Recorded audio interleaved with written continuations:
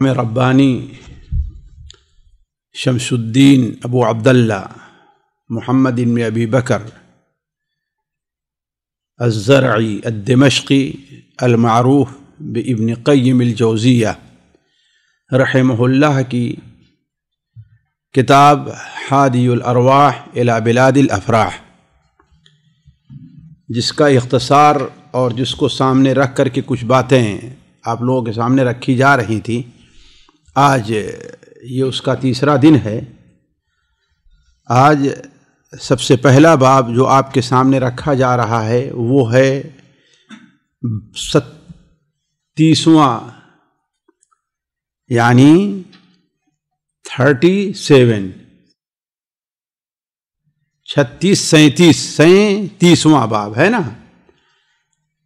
یہ اس باب کا عنوان ہے کہ جنتیوں نے اگرچہ جنت پہلے سے نہیں دیکھی ہے، لیکن جب وہاں پہنچیں گے تو اس کا راستہ تلاش کرنے میں انہیں کوئی دقت پیش نہیں آئے گی۔ بعین ہی اس کی ایسی ہی کیفیت ہوگی کہ ہم اور آپ جب پیدا ہوتے ہیں تو کسی نے ہمیں کھانا اور پینا سکھایا نہیں ہے، لیکن ہمیں کھانے اور پینے، زبان چلانے، منہ چلانے میں کوئی دقت پیش آتی ہے فطری طور پر۔ تو اللہ تبارک و تعالیٰ ایسے ہی ان کے لیے جنت کا راستہ فطری طور پر آسان کر دے گا اور میسر کر دے گا۔ اللہ تعالیٰ ارشاد فرماتا ہے سورہ محمد میں، والذین قتلوا فی سبیل اللہ فلن یضل اعمالہم سیہدیہم ویصلح بالہم وَيُدْخِلُهُمُ الْجَنَّةَ عَرَّفَهَا لَهُمْ وَيُدْخِلُهُمُ الْجَنَّةَ انہیں اس جنت میں داخل کر دے گا جس جنت کی معرفت انہیں قرار دی ہے۔ اس کی تفسیر علماء یہ کہتے ہیں کہ اس کا راستہ، اس کا طریقہ انہیں بتلا دیا ہے۔ جب وہ لوگ جنت کے پاس پہنچیں گے تو انہیں یہ بتانے کی ضرورت نہیں ہوگی کہ تمہیں اس طرف جانا ہے، تمہیں اس طرف جانا ہے، تمہارا گھر یہ ہے، تمہارا گھر یہ ہے، نہیں، بلکہ اس کی تفسیر میں نبی کریم صلی اللہ علیہ وسلم کی ایک حدیث صحیح بخاری میں ہے کہ حضرت ابو سعید خدری رضی اللہ عنہ روایت ہے کہ آپ صلی اللہ علیہ وسلم نے ارشاد فرمایا، والذی نفس محمد بیدہ، اس ذات کی قسم جس کے ہاتھ میں محمد صلی اللہ علیہ وسلم کی جان ہے، ان احدکم بمنزلہ فی الجنہ ادل علیہ بمسکنہ فی الآخرہ، دنیا میں اپنے گھر کا پتہ جیسے لوگوں کو معلوم رہتا ہے، اس سے کہیں زیادہ معلومات اور کہیں زیادہ آسانی اور کہیں زیادہ پتہ انہیں جنت میں اپنے گھر کا معلوم ہوگا۔ جب پل صراط پر سے گزر کر کے انہیں قنطرہ پر روکا جائے گا اور وہاں ہر ایک کا معاملہ صاف کر دیا جائے گا ایک دوسرے سے، تب وہ لوگ جنت کی طرف انہیں جانے کی اجازت ملے گی تو انہیں کوئی دقت پیش نہیں آئے گی۔ اس کے بعد باب ہے 38 باب کے اندر امام ابن القیم رحمہ اللہ نے اس بات کا ذکر کیا ہے کہ لوگوں کی جنت میں جانے کی کیفیت کیا ہوگی اور جنت کے داخلے پر ان کا استقبال کس طرح کیا جائے گا۔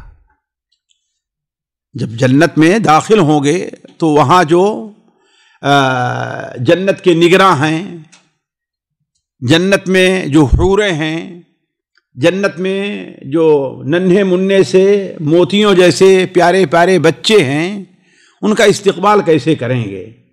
اللہ تبارک و تعالی ارشاد فرماتا ہے، وسیق الذین اتقوا ربهم الی الجنۃ زمرا، اور سورہ مریم میں فرمایا، وَيَوْمَ نَحْشُرُ الْمُتَّقِينَ إِلَى الرَّحْمَنِ وَفْدًا۔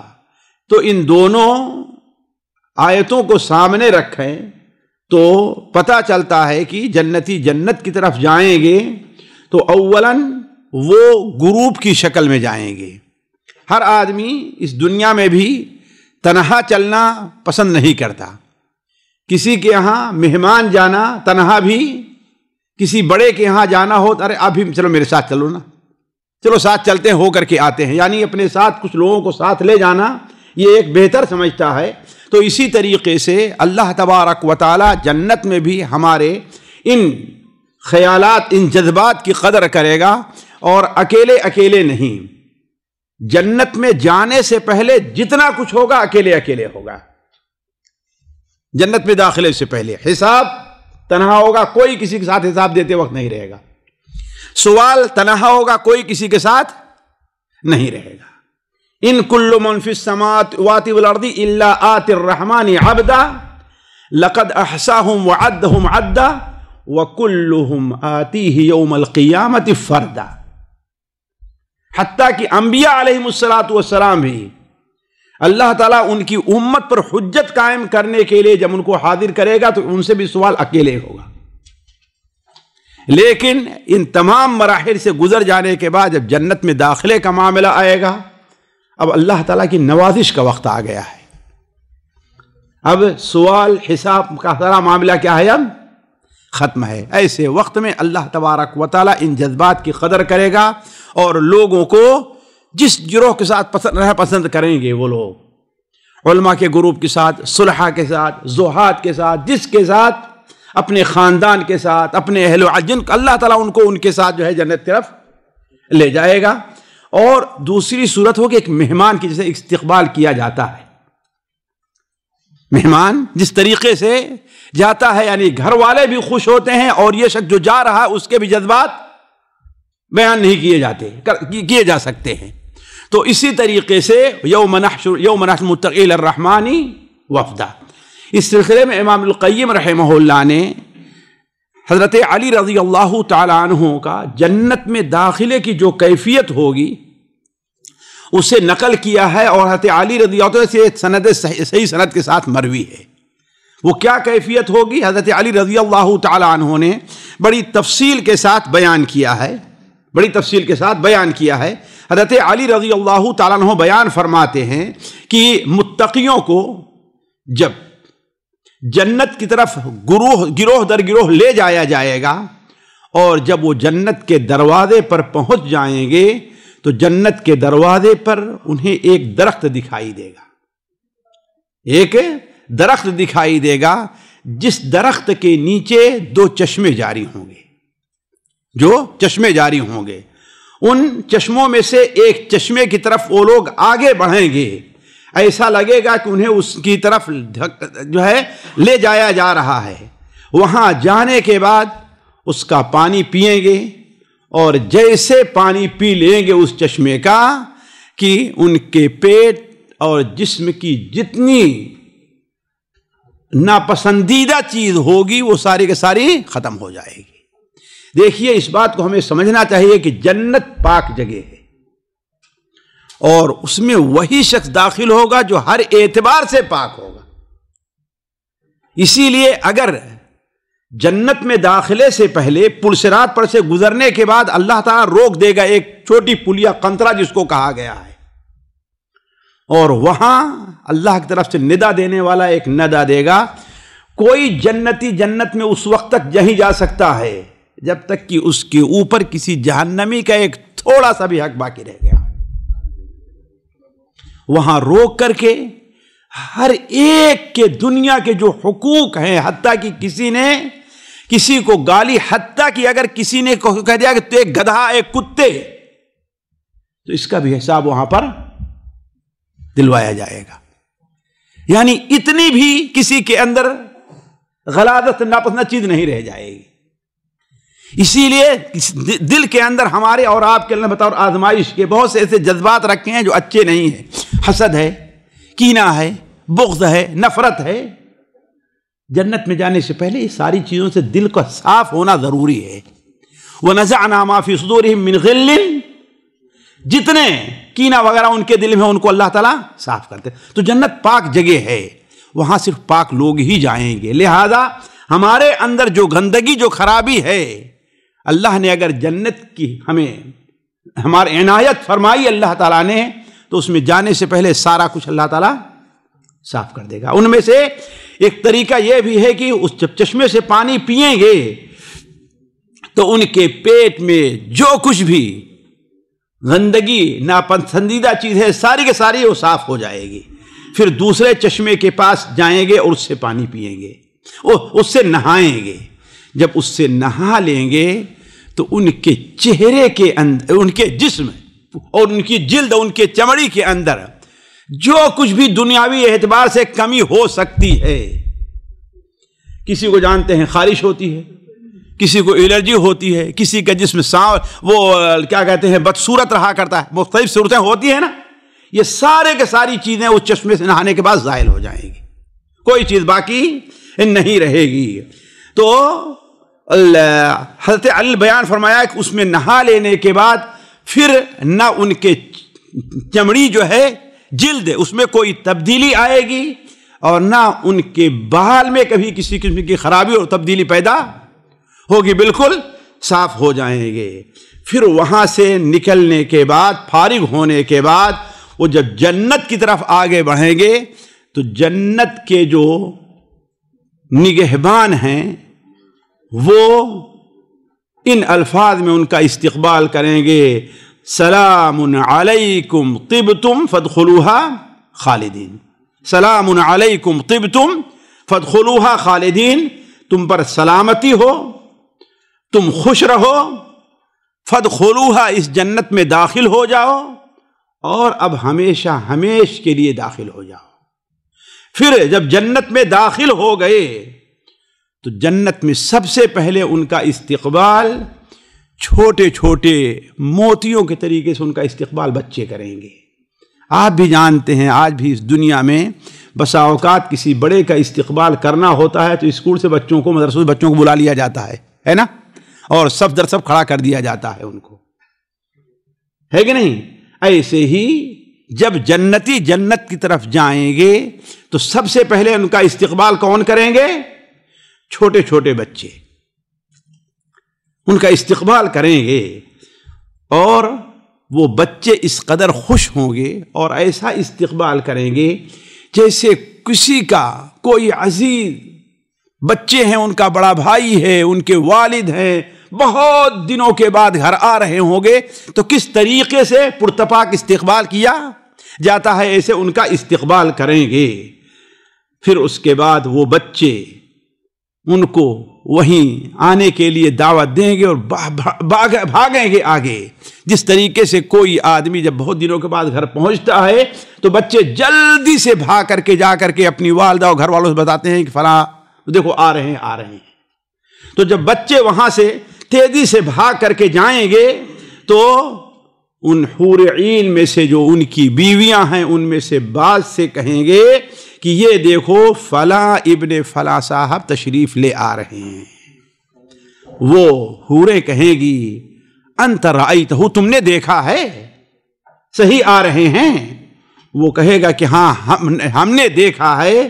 تو حضرت علی کا فرمان ہے کہ وہ عورتیں جو حور عین ہیں اچھل پڑیں گی اپنی جگہوں سے خوشی سے اور جلدی سے ان کی طرف لپکیں گی، اور یہاں تک کہ ان کے اپنے کمرے سے پہنچنے سے پہلے پہلے وہ دہلیز کے اوپر وہ کھڑی ہو جائیں گی اور ان کا استقبال کرے گی. جب وہ اپنے منزل کے اندر اپنے گھر میں داخل ہوں گے تو اس کی بنا اور اس کے اصل میٹیریل کی طرف دیکھیں گے تو کیا دیکھیں گے؟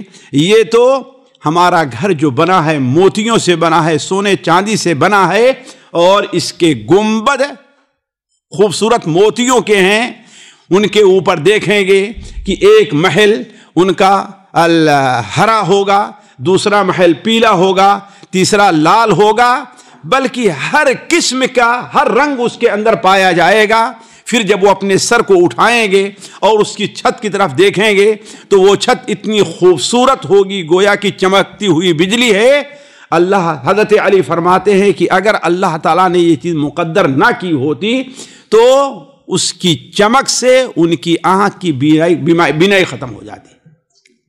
پھر اس کے بعد جب وہ اپنے سر کو نیچے کریں گے اور اپنی بیویوں کی طرف دیکھیں گے اور دیکھیں گے کہ اقواب موضوعہ ونمارق مصفوفہ وزرابی مبثوثہ، آپ کھورے ہیں، پیالے ہیں جو رکھے ہوئے ہیں گاؤ تکیے ہیں جو صف در صف لگائے ہوئے ہیں، وزرابی مبثوثہ، مخملی مسندیں ہیں جو بچھی ہوئی ہیں، اور جب اس کی تمام نعمتوں کی طرف ان کی نظر پڑے گی تو ایک مسند سے ٹیک لگا کر کے کہیں گے کہ الحمدللہ الذی ہدانا لہذا وما کننا لنہتدی لولا ان ہدانا اللہ۔ اس اللہ تبارک و تعالیٰ کے حمد ہے جس نے مجھے یہ راستہ بتلایا ہے، جنت تک ہمیں پہنچا دیا ہے۔ اگر اللہ تبارک و تعالیٰ کی رحمت نہ ہوتی تو ہم یہاں تک نہ پہنچ سکتے۔ پھر اس کے بعد ایک ندا دینے والا ندا دے گا کہ تحیون فلا تموتون ابدا وتقیمون فلا تذعنون ابدا وتصحون فلا تمرضون ابدا۔ اے اہل جنت، اب تم ہمیشہ زندہ رہو گے، تمہارے اوپر موت نہیں آئے گی، تم ہمیشہ اقامت پذیر رہو گے، یہاں سے تمہیں روانہ ہونا نہیں ہے، اور تم ہمیشہ صحت مند رہو گے، تمہیں بیماری لاحق نہیں ہوگی۔ 29واں باب اہل جنت کی اب صفات سے متعلق رکھا ہے۔ اہل جنت کی تخلیق کیسے ہوگی، ان کا جسم کیسے ہوگا، ان کی لمبائی کیا ہوگی، ان کی عمر کیا ہوگی، اور ان کے جسم کی لمبائی کے ساتھ ساتھ چوڑائی کیا ہوگی۔ اس لیے کہ جنت میں جانے کے بعد اس جسم کی یہ کیفیت نہیں رہ جائے گی، وہاں کوئی ناٹا اور کوئی لمبا نہیں ہوگا، وہاں کوئی بدصورت اور کوئی خوبصورت نہیں ہوگا، وہاں کوئی بوڑھا اور کوئی نوجوان نہیں، بلکہ سارے کے سارے لوگ کی شکل ایک ہوگی، سارے لوگوں کی عمر ایک ہوگی، اور سارے لوگوں کا حسن ایک ہوگا۔ تو اس چیز کا بیان کہ جنتیوں کی یہ ساخت کیسی ہوگی، جنتیوں کا طول اور عرض کیا ہوگا، اور جنتیوں کی عمر کیا ہوگی، اس سلسلے میں سب سے پہلے حضرت ابو ہریرہ رضی اللہ تعالیٰ عنہ کی حدیث نقل کی ہے کہ اللہ کے رسول صلی اللہ علیہ وسلم نے ارشاد فرمایا، خلق اللہ آدم علی صورتہ، اللہ تبارک و تعالیٰ نے آدم علیہ السلام کو ان کی اپنی صورت یا اپنی صورت پر پیدا کیا۔ ان کی یعنی آدم علیہ السلام کی صورت کو جو اللہ تعالیٰ نے اپنے طور پر بے خوبصورت سے خوبصورت سمجھا، اس پر اللہ تعالیٰ نے ان کو پیدا کیا۔ طولہ 60 ذراعا، آدم علیہ السلام کی لمبائی کتنی تھی؟ 60 ہاتھ۔ کس کے ہاتھ سے؟ آدم علیہ السلام کے کہ اللہ تعالیٰ کے کہ فرشتے کے ہاتھ سے؟ جی، کہ فرشتوں کے ہاتھ سے؟ آپ کے ہاتھ سے تو بہت چھوٹے ہوں گے پھر۔ ہاں، یہ ایک وجہ ہے کہ فرشتوں کے ہاتھ سے یا آدم، یا کہ اللہ تبارک و تعالیٰ نے جس ہاتھ کو سمجھا، یہ نہیں کہ اللہ تعالیٰ کے ہاتھ سے، اس لیے کہ بعض روایات میں ہے جس کو بعض اہل علم ضعیف اور بعض صحیح کہتے ہیں کہ علی طول آدم 60 ذراعا بذراع الملک یا بذراع الملک، یعنی اللہ تبارک و تعالی نہیں بلکہ اللہ نے جس ہاتھ کو جتنا بڑا ہاتھ سمجھا اس کے لحاظ سے کتنا 60 گز 60 ہاتھ کا بنایا۔ اور جب حضرت آدم علیہ السلام کو پیدا کیا تو کہا اذهب، جائیے ان فرشتوں کے پاس ان سے سلام کیجئے۔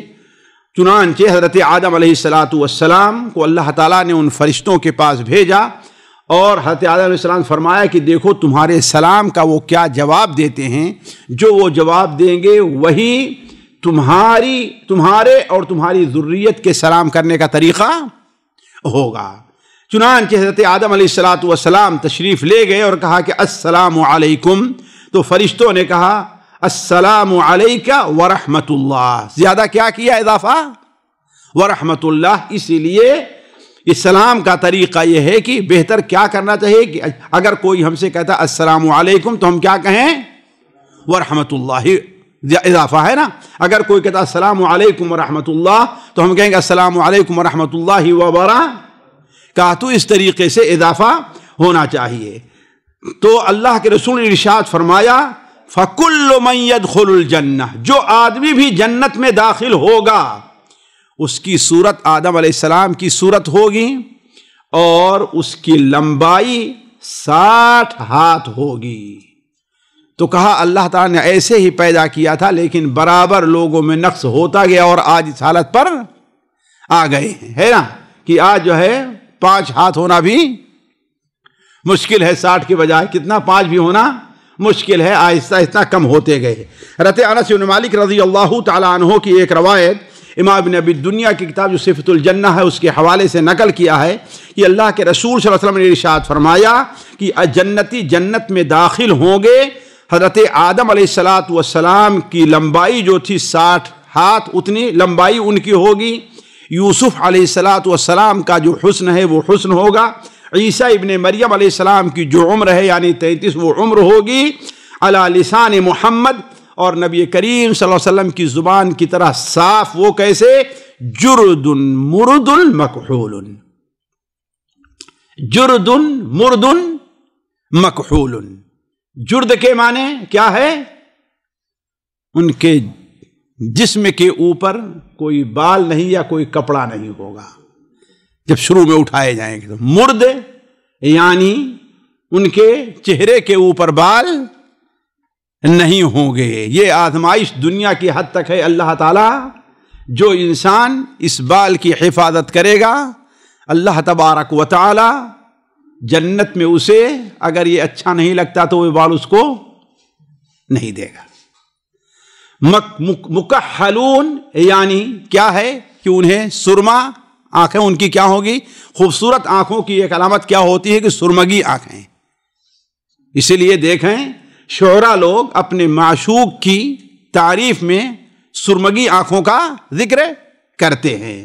حضرت ابو ہریرہ رضی اللہ تعالی عنہ سے روایت ہے۔ ویسے جرد کا زیادہ معنی یہ ہے کہ وہ ان کے جسم کے اوپر بال نہیں ہوں گے، جب اٹھائے جائیں کپڑا نہیں ہوگا، لیکن جرد سے مراد ہے کہ جسم کے اوپر ان کے کوئی بال نہیں ہوں گے۔ حضرت ابو ہریرہ رضی اللہ کی روایت ہے کہ اللہ کے رسول صلی اللہ علیہ وسلم نے ارشاد فرمایا کہ جنتی جنت میں داخل ہوں گے، ان کی لمبائی آدم علیہ السلام کے لمبائی کی طرح 60 گز ہوگی، اور اسی حساب سے ان کی چارپائیاں وہاں پر بنی ہوں گی۔ آپ جانتے ہیں چارپائی بڑی ہو تو وہ بھی اچھی نہیں لگتی ہے، اور چارپائی چھوٹی ہو تو وہ بھی، اس لیے اللہ تبارک و تعالی اسی حساب سے ان کی چارپائی بنائے گا جو ان کی لمبائی ہوگی۔ یہ تو ان کے جسم کی کیفیت سے متعلق ہوئی کہ لمبائی کیا ہوگی، چوڑائی کیا ہوگی، اس سلسلے میں کوئی حدیث وارد نہیں ہے۔ مسند احمد کے اندر ایک ضعیف حدیث ہے جس میں ہے کہ 60 ہاتھ لمبا اور 7 ہاتھ چوڑا ان کا جسم ہوگا۔ کتنا؟ 7 ہاتھ ان کا جسم چوڑا ہوگا، لیکن اس کی حدیث ضعیف ہے، اس لیے اس سے ہم نے اس کے ساتھ نہیں بیان کیا۔ البتہ یہ ہے کہ ضعیف حدیث کے اندر وارد ہے کہ ان کی چوڑائی کتنی ہوگی؟ 7۔ ان کے اخلاق سے متعلق اللہ تبارک و تعالیٰ فرماتا ہے کہ جنت میں جو لوگ داخل ہوں گے ان کے اخلاق بالکل صاف ہوں گے۔ آج اس دنیا کے اندر ایک شخص آپ سے مسکرا رہا ہو لیکن اس کا دل آپ کو گالی دے رہا ہوتا ہے، ایک شخص آپ کے سامنے ہنستا ہے لیکن اس کا دل روتا رہتا ہے، ایسا ہوتا ہے نا۔ ایک شخص آپ کو کہتا ہے کہ آپ بڑے اچھے ہیں لیکن اس کا دل کیا کہتا ہے؟ لیکن یہ چیز آخرت میں نہیں ہوگی۔ آپ صلی اللہ علیہ وسلم ارشاد فرماتے ہیں، اللہ تبارک تعالیٰ کا ارشاد ہے کہ وَنَزَعْنَا مَا فِي صُدُورِهِم مِّن غِلٍّ إِخْوَانًا عَلَىٰ سُرُرٍ مُتَقَابِلِينَ، ہم ان کے دلوں میں جو غل، جو کمی، جو کینہ ہے اس کو نکال دیں گے، اور ایک دوسرے کے سامنے چارپائیوں پر بھائی بن کر کے بیٹھے ہوں گے۔ جانتے ہیں بھائی کا معنی یہ ہے کہ گویا بھائی اپنے بھائی سے گویا حسد اور کینہ، اسی لیے اللہ تعالیٰ مسلمانوں کی اہمیت کو بتاتے ہوئے کہتا ہے کہ ایک مسلمان دوسرے مسلمان کے بھائی ہے۔ کیوں؟ بھائی کی شان نہیں ہے کہ اپنے بھائی سے حسد کرے، اس کی بغض اور اس کی دشمنی اپنے دل کے اندر، اس کا بغض اور اس کی دشمنی اپنے دل میں رکھے۔ تو اخوانا علی سرر متقابلین، ایک صحیح حدیث کے اندر ہے آپ صلی اللہ علیہ وسلم لا اختلاف بینہم ولا تباغض، ان کے درمیان نہ کوئی اختلاف ہوگا اور نہ کوئی ایک دوسرے سے بغض اور نفرت ہوگی، قلوبہم علی قلب واحد، ان کے دل کیا ہوں گے؟ ایک دل کے طریقے سے ہوں گے، کسی کے اندر کوئی اختلاف نہیں ہوگا۔ اس کے بعد یہ تو مردوں کا ذکر ہے، البتہ عورتوں سے متعلق اللہ تعالیٰ بیان فرمایا کہ عرباً اترابا، اتراب کے معنی کیا ہے کہ ہر ایک کی عمر برابر ہوگی۔ جس طریقے سے تمام مرد ایک شکل کے ایک عمر کے ہوں گے، ایسے ہی وہ عورتیں ہماری بہنیں جو جنت میں جائیں گی، اللہ تعالیٰ ہر ایک کو جنت میں پہنچائے، ان کی بھی کیفیت یہی ہوگی کہ ہر ایک ایک عمر کی ہوگی۔ ان کی عمر میں بھی نہ کوئی بچپن کا معاملہ ہوگا اور نہ کوئی بڑھاپے کا، بلکہ ان کی بھی ایک عمر ہوگی۔ اور یہ جانتے ہیں اللہ تبارک و تعالیٰ نے جو نعمتیں دنیا کے اندر رکھی ہیں وہ یہ ہے کہ جیسے میاں بیوی دونوں جوان ہوں، ہے نا، یہ زندگی کے لطف کا پورا مزہ اسی میں ہے۔ تو اس چیز کو اللہ تبارک و تعالیٰ اس کی قدر جو ہے، اس کا لحاظ کہاں؟ جنت کے اندر بھی رکھے گا۔ اس کے بعد 40واں باب امام القیم رحمہ اللہ نے باندھا ہے کہ جنت میں سب سے اعلیٰ مقام کس کا ہے، سب سے ادنا مقام کس کا ہے، اور پھر آخر میں رکھا کہ سب سے اعلیٰ مقام سید ولد آدم یعنی نبی کریم صلی اللہ علیہ وسلم کو ملنے والا ہے۔ چنانچہ چند آیات اور چند حدیثیں ذکر کی ہیں امام القیم رحمہ اللہ نے۔ پہلی حدیث ہے تلک الرسل پہلی آیت ہے تلک الرسل فضلنا بعضهم علی بعض، یہ جو رسول ہیں ان میں سے ہم نے بعض کو بعض پر فضیلت دی ہے۔ دیکھیں یہ بات ذہن میں رہنی چاہیے کہ رسولوں کو اللہ تبارک و تعالیٰ کے ہاں مقام کے لحاظ سے ایک دوسرے پر فضیلت حاصل ہے، لیکن ہمارے اور آپ کے ایمان کے لحاظ سے کسی کو کوئی پر فضیلت نہیں۔ ہر ایک کے اوپر ایمان لانا ہے،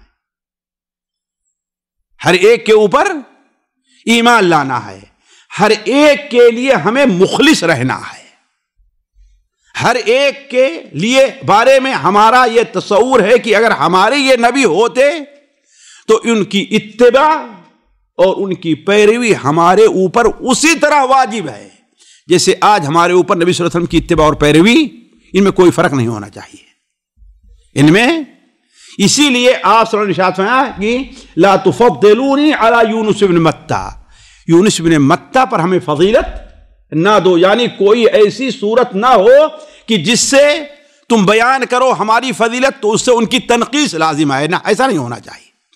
تو اس کو اچھی طریقے سے سمجھنا چاہیے کہ رسول کی جو فضیلت ہے وہ اللہ تبارک و تعالیٰ کے ہاں درجے اور مقام کے لحاظ سے ہے نا، لیکن ہمارے ایمان کے لحاظ سے کوئی فرق نہیں ہے۔ ہر رسول ہمارے نزدیک بطور ایمان کے، یہ الگ مسئلہ ہے کہ جس رسول کا جو امتی ہوگا اس رسول کی اتباع اس کے اوپر واجب ہوگی، دوسرے رسول کی نہیں۔ لیکن اگر ہم اس رسول کے امتی ہوں تو اس کی اتباع ہمارے اوپر ایسے ہی جیسے کہ جو رسول ہمارے پاس ہے جس کی ہم اتباع کر رہے ہیں۔ تو تلک الرسل فضلنا بعضهم علی بعض منهم من کلم اللہ، بعض رسول ایسے ہیں کہ اللہ نے ان سے گفتگو کی ہے، اور یہ دو رسول ہیں جن کا ذکر ملتا ہے کہ تین ہیں، جی دو رسول ہیں کہ تین ہیں، اور میں کہوں تین تو، اور میں تین کہوں تو اچھا ماشاء اللہ پکے اہل حدیث ہیں آپ، بغیر دلیل کے نہیں ماننے والے ہیں۔ جی حضرت موسیٰ علیہ السلام متعلق اللہ تعالیٰ فرماتا ہے وَكَلَّمَ اللَّهُ مُوسَىٰ تَكْلِيمًا، حضرت آدم علیہ السلام سے بھی اللہ نے گفتگو کی ہے کہ نہیں کی ہے؟ کی ہے نا، تو دو ہو گئے کہ نہیں ہوئے؟ حضرت آدم علیہ السلام نے صحیح ابن حبان میں روایت ہے کہ آپ نے فرمایا کہ نبی مکلم، سوال کیا گیا کہ آدم علیہ السلام نبی تھے تو آپ نے کیا فرمایا؟ نبی مکلم، ایسے نبی تھے جن سے اللہ نے کلام کیا ہے۔ اور ہمارے نبی صلی اللہ علیہ وسلم معراج کی شب اللہ تعالیٰ نے آپ سے کلام کیا تھا۔ تو یہ تین نبی ہیں جن سے اللہ تبارک و تعالیٰ نے کلام کیا ہے۔ البتہ قرآن مجید میں سب سے زیادہ اظہار اس کا کس نبی کے بارے میں فرمایا ہے؟ موسیٰ علیہ السلام. وَكَلَّمَ اللَّهُ مُوسَىٰ تَكْلِيمًا. تو بعض نبی ایسے ہیں جن سے اللہ تبارک و تعالیٰ نے گفتگو کی ہے. وَرَفَعَ بَعْضَهُمْ درجات. اور بعض نبیوں کو اللہ تعالیٰ نے درجات ان کے بلند کر کے فضیلت بخشی ہے. جیسے وَآتَيْنَا عِيسَى ابْنَ مَرْيَمَ الْبَيِّنَاتِ. ہم نے عیسیٰ ابن مریم کو دلائل دے کر کے، جانتے ہیں ان کو اللہ تعالیٰ نے جس قسم معجزات اور دلائل دیے تھے، حتیٰ کہ ان سے پہلے شاید ہی کسی نبی کے تذکرے میں وہ چیزیں ملیں، اور ملیں گی تو وہ انفرادی چیزیں ہیں. لیکن عیسیٰ علیہ السلام کو عام یہ صلاحیت تھی کہ مادر ذات اگر نابینا ہے تو اسے ٹھیک کر دیتے تھے، ہے نا. کوڑھی ہے مادر ذات، اس کے سر پہ ہاتھ رکھا تو بال آ گئے. حتیٰ کہ اگر کوئی شخص مردہ پڑا ہوا ہے، حضرت عیسیٰ علیہ السلام اسے، ہے نا. تو یہ جو بینات عطا کی ہیں اللہ نے حضرت عیسیٰ علیہ السلام کو، اس تفصیل کثرت کے ساتھ کسی اور نبی کو نہیں ہیں. تو وَأَيَّدْنَاهُ بِرُوحِ الْقُدُسِ، حضرت جبرائیل کے ذریعے ان کی مدد کی ہے. تو کہنے کا مطلب اس آیت سے پتہ چلتا ہے کہ اللہ تبارک و تعالیٰ نے بعض نبیوں کو بعض پر فضیلت دی ہے. مجاہد کی تفسیر میں یہاں پر ہے کہ اللہ تعالیٰ نے منہم من کلم اللہ سے کون مراد ہیں؟ حضرت موسیٰ علیہ السلام.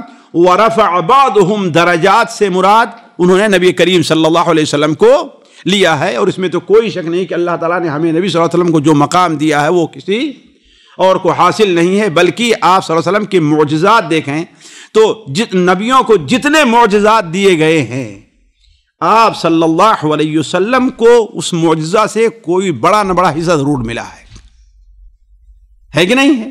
آپ دیکھ لیں. یہ ایک الگ موضوع ہے کہ حضرت عیسیٰ علیہ السلام آنکھ کو درست کر دیا کرتے تھے. آپ صلی اللہ علیہ وسلم کو بھی یہ مقام ملا ہے. قتادہ رضی اللہ تعالیٰ کے آنکھ غزوہ احد کے اندر ہے، وہ چوٹ لگنے کی وجہ سے یہاں تک کہ باہر آ گئی تھی، انہوں نے اپنے ہاتھ کے اوپر لے لیا تھا. ایسے ہی لے کر کے آئے نبی صلی اللہ علیہ وسلم کی خدمت میں، تو آپ نے دست مبارک پر لیا اور وہیں پر اس کو فٹ کر دیا. امام ابن العز کہتے ہیں کہ یہ معجزہ اس معجزے حضرت عیسیٰ علیہ السلام معجزے سے بڑا ہے. کیوں؟ حضرت عیسیٰ علیہ السلام ان آنکھوں کو درست کرے جو اپنی جگہ پر قائم رہتی تھی، اور اللہ کے رسول تو اس آنکھ کو درست کر دیا اللہ کے حکم سے جو باہر آ گئی تھی. تو اس میں تو کوئی شک نہیں کہ ہمارے نبی صلی اللہ علیہ وسلم اللہ تعالیٰ نے جو مقامات دیے ہیں، لیکن وہ دوسری مجلس ہے. تو ورفع بعضهم درجات یعنی وہ محمد صلی اللہ علیہ وسلم.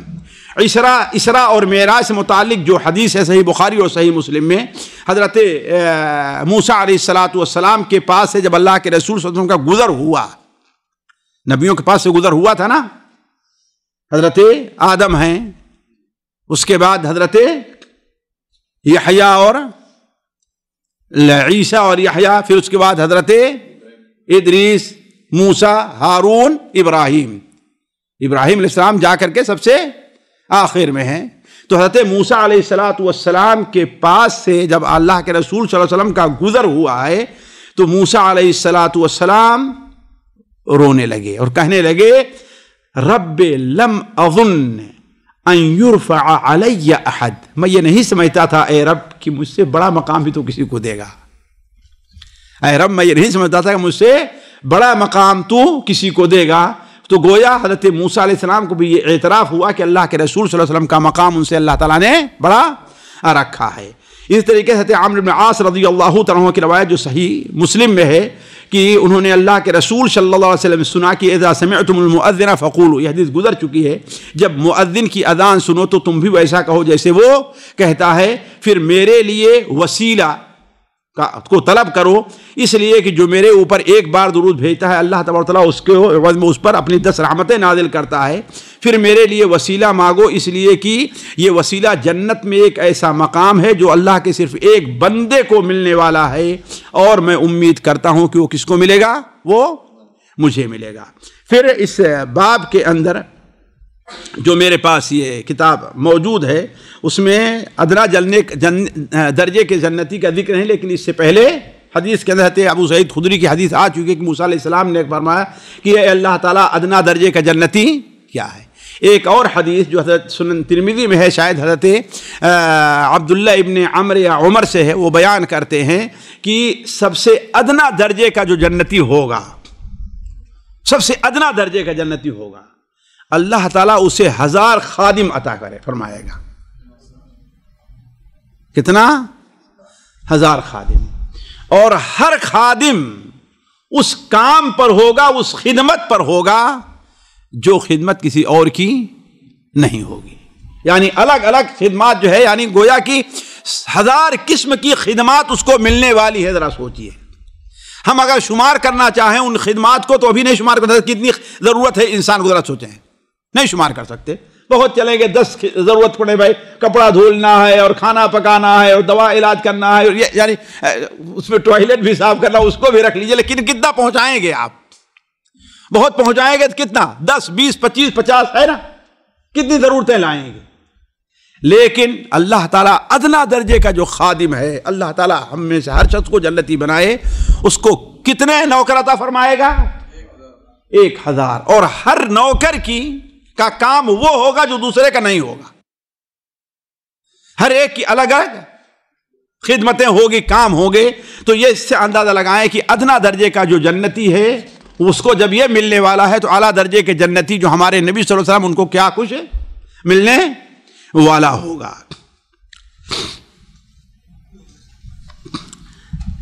43واں باب ہے جی، نہیں جی، 41واں باب، 41واں باب ہے. 41واں باب ہے کہ جب جنتی جنت میں داخل ہوں گے تو سب سے پہلے ان کو کیا ملنے والا ہے؟ یہاں سعودی میں جائے سے پہلے کسی کیا ملتا ہے؟ گہوا اور کھجور ملتی ہے نا، ہے کہ نہیں؟ اور ہم آگ پاس جائیں سب سے پہلے کیا ہے؟ کوئی ایک آدمی ایک بوتل، یعنی مہمان، ہر ایک جگہ کا اپنا اپنا ایک رواج ہے نا. آپ بعض ملکوں میں جائیں، جاپان میں سب سے پہلے آپ کو کھولتا ہوا ایک گلاس، سب سے پہلے جو ملے گا کھولتا ہوا ایک گلاس پانی کا. ہر جگہ کا اپنا اپنا ایک رواج ہوا کرتا ہے. تو جنتی جب جنت میں جائیں گے تو سب سے پہلے ان کو کیا چیز ملنے والی ہے، یہ بیان اس باب کے اندر ہے. اس سلسلے میں حضرت ثوبان رضی اللہ عنہ کی کوئی حدیث ہے اس سے جو صحیح مسلم کے اندر ہے کہ اللہ کے رسول صلی اللہ علیہ وسلم کے پاس ہم لوگ کھڑے ہوئے تھے. حضرت ثوبان کہتے ہیں کہ میں اللہ کے رسول کی خدمت میں آپ کے سامنے کھڑا تھا کہ ایک یہودیوں کا عالم آتا ہے اور کہتا ہے کہ اے محمد صلی اللہ علیہ وسلم، من اول الناس اجازتاً یوم القیامہ، سب سے پہلے وہ کون سے لوگ ہیں جن کو جنت میں جانے کی اجازت ملے گی؟ سب سے پہلے وہ کون سے لوگ ہیں، یا سب سے پہلے وہ کون سے لوگ ہیں جن کو اللہ تبارک و تعالیٰ پلسرات پر سے گزار دے گا؟ پلسرات پر سے گزار دے گا. اجازہ یہ دونوں معنی کا متحمل ہے، لیکن زیادہ بہتر یہ ہے کہ کس کو اجازت ملے گی، کس کا فیصلہ کیا جائے گا کہ وہ جنت میں جائے. آپ صلی اللہ علیہ وسلم ارشاد فرمایا فقراء المہاجرین، وہ مہاجرین جو ہمارے پاس طرف ہجرت کر کے آئے ہیں اور وہ فقیر اور مسکین ہیں. ظاہر بات ہے کہ ان میں بہت سے مہاجرین بہت ہی فقیر تھے. ہم اس زمانے میں ان کا تصور نہیں کر سکتے ساتھیوں کتنے فقیر تھے وہ. اور عزت نفس دیکھیے کہ بسا اوقات جب نماز میں کھڑے ہوتے تھے تو بھوک اور پیاس کی تاب نہ لا کر کے وہ بے ہوش ہو کے زمین پہ گر جایا کرتے تھے. حضرت ابو ہریرہ کہتے ہیں کہ باہر سے کوئی آنے والا آدمی آئے گا تو سمجھے گا کہ یہ مجنون اور پاگل ہے. کہا وہ مجنون اور پاگل نہیں رہا کرتے تھے، بھوک کی وجہ سے ان کی یہ کیفیت تھی. اور اللہ کے رسول صلی اللہ علیہ وسلم نے منع کر دیا تھا عورتوں کو کہ دیکھو تم سجدے سے سر اٹھانے میں جلدی نہ کرو. کیوں؟ ان کے پاس صرف ایک لباس، ایک کپڑا ہوا کرتا تھا جسے بچوں کے طریقے سے اپنے گلے میں باندھ کر کے اس کو نیچے تک لٹکا لیا کرتے تھے. تو ہو سکتا ہے کسی کا کپڑا تنگ ہو، اگر سجدے میں گیا ہے تو شرمگاہ کے کھلنے کا اندیشہ ہے. سوچئے اس فقر کو، اس لیے اللہ تبارک و تعالیٰ انہیں کیا مقام دے گا کہ سب سے پہلے جنت میں داخلہ انہی کا ہوگا۔ تو آپ صلی اللہ علیہ وسلم سب سے پہلے قیامت کے دن جن کو جنت میں جانے کی اجازت ملے گی وہ فقراء مہاجرین ہیں۔ تو یہودی نے کہا ما غذاؤہم علی اثرہ، جب پہنچے تو ان کا کس کھانے سے استقبال کیا جائے گا، کون سا سامان ہے، کھانا ہے جو ان کے لیے تیار کیا گیا رہا ہوگا۔ آپ صلی اللہ علیہ وسلم نے ارشاد فرمایا کہ ان کے لیے اس بیل کو ذبح کیا جائے گا جو جنت کے اطراف میں وہ چر چگ کر کے وہ جو ہے تندرست ہوا رہا ہوگا۔ دنیا کی کوئی غذا ان کو نہیں، بلکہ جنت میں وہ چھوٹ رہا ہوگا۔ پھر اس نے پوچھا کہ آخر اس پر انہیں کھانے پینے کو کیا ملے گا، انہیں کہ تو کھانا ہو گیا نا، پینے کو تو آپ صلی اللہ علیہ وسلم نے ارشاد فرمایا اس چشمے سے انہیں پانی پینے کو ملے گا جس چشمے کو قرآن مجید میں سلسبیل کہا گیا ہے۔ کیا کہا گیا ہے؟ سلسبیل کہا گیا ہے۔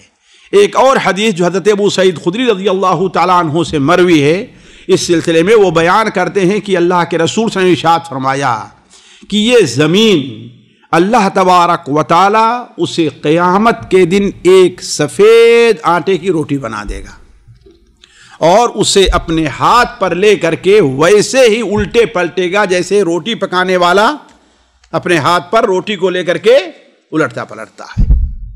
تو رحمان جو ہے اسے اسی طریقے سے الٹے پٹکے گا اور الٹے پلٹے گا، اور یہی روٹی سب سے پہلا کھانا ہوگا جو جنتیوں کو، تو فقراء مہاجرین کا تھا نا خاص، لیکن عام جنتیوں کو یہ کھانا ملنے والا ہے۔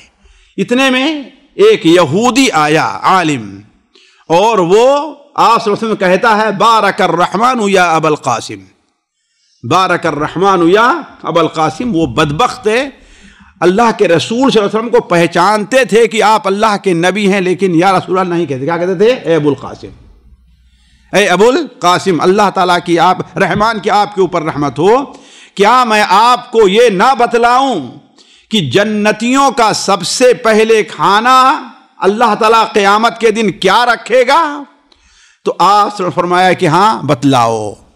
تو وہ کہتا ہے تکون الارض خبزۃ واحدہ، جیسے آپ نے بیان فرمایا تھا کہ یہ زمین کیا ہے، ایک روٹی کی شکل بنا دی جائے گی۔